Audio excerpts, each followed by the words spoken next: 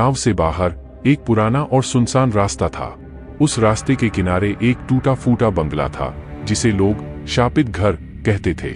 वर्षों से कोई वहां नहीं गया था, लेकिन उस रात कुछ अलग था।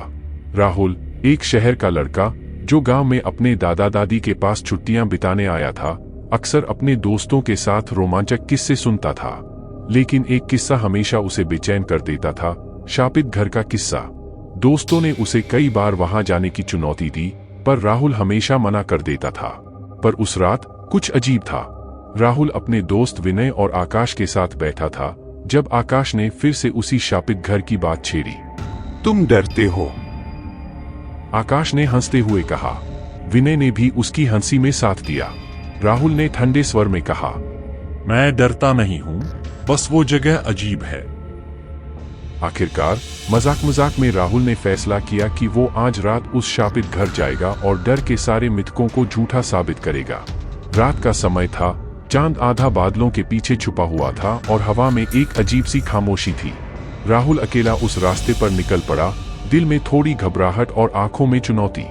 राहुल जैसे ही उस बंगले के पास पहुंचा, हवा अचानक ठंडी हो गई। पेड़ के पत्तों की सरसराहट और दूर कहीं किसी जानवर की आवाज ने माहौल और डरावना बना दिया। बंगले का दरवाजा टूटा हुआ था, पर अंदर घना अंधेरा था। राहुल ने अपनी टॉर्च निकाली और अंदर कदम रखा।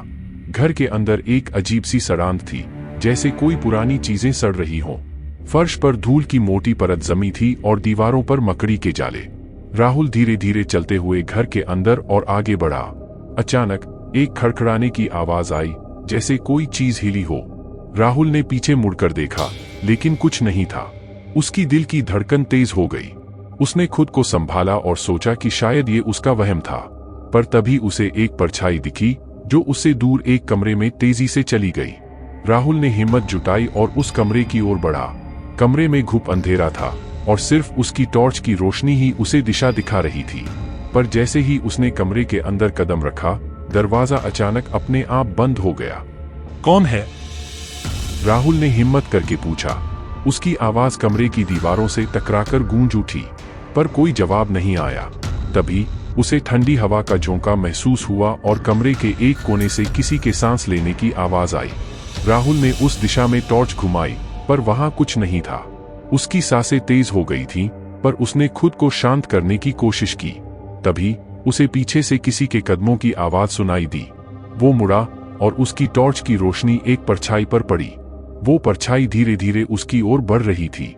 राहुल ने डर के मारे टॉर्च फेंक दी और दरवाजा खोलने की कोशिश की, पर दरवाजा जैसे अंदर से बंद था।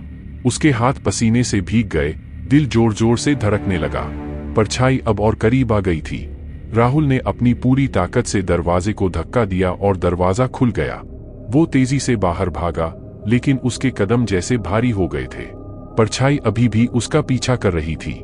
राहुल किसी तरह घर से बाहर निकल आया, पर बाहर आते ही उसकी हालत और खराब हो गई। वो भागते भागते गांव तक पहुंचा और सीधा अपने दोस्तों के पास गया। उसके चेहरे पर डर और घबराहट साफ थी।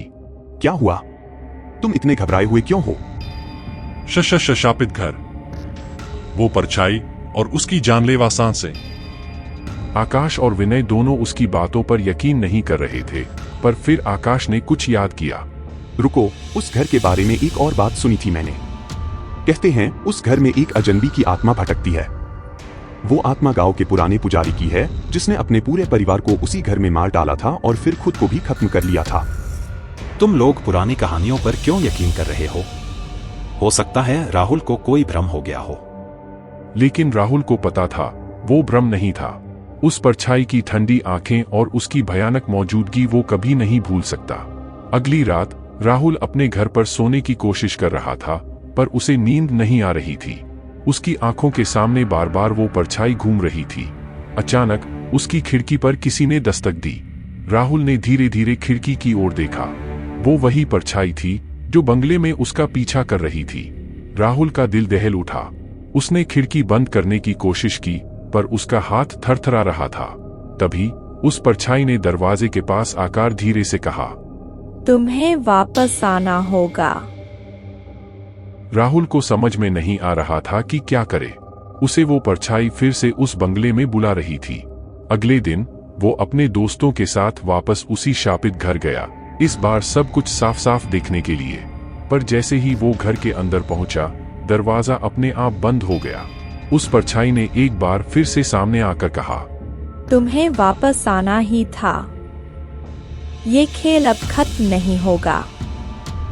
और फिर कमरे में अंधेरा छा गया और राहुल की चीखों ने सन्नाटे को तोड़ दिया।